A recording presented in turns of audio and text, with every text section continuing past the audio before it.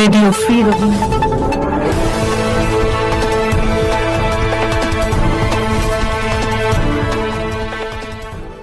ARSA এবং মগবাগি Arakan army AA এর মধ্যে তীব্র সংঘর্ষ।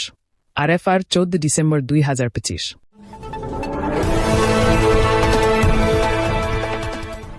আরএফআর-কে প্রাপ্ত তথ্য অনুযায়ী 13 ডিসেম্বর 2025 সকাল প্রায় 6টা বাজে Arakan Rohingya salvation army ARSA এবং মগবাগি আরাকান আর্মি AA এর মধ্যে একটি তীব্র সংঘর্ষ সংঘটিত হয়।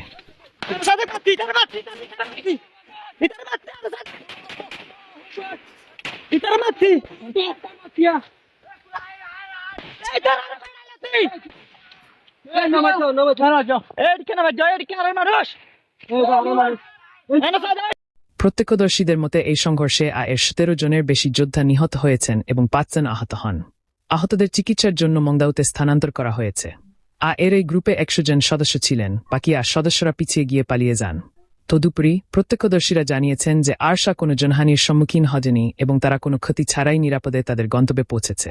আরশা আর্মির অফিস টেলিগ্রাম চ্যানেল PRID থেকে জানা গেছে যে আরাকান রোহিঙ্গা সেলভেশন আর্মি কখনোই সাধারণ নাগরিককে হত্যা বা গ্রেফতার করেনি, বরং আরশা আর্মির যুদ্ধ আরাকানের নির্যাতিত জাতির জন্য একটি ভবিষ্যৎ এবং দাসত্ব থেকে মুক্তির একমাত্র পথ।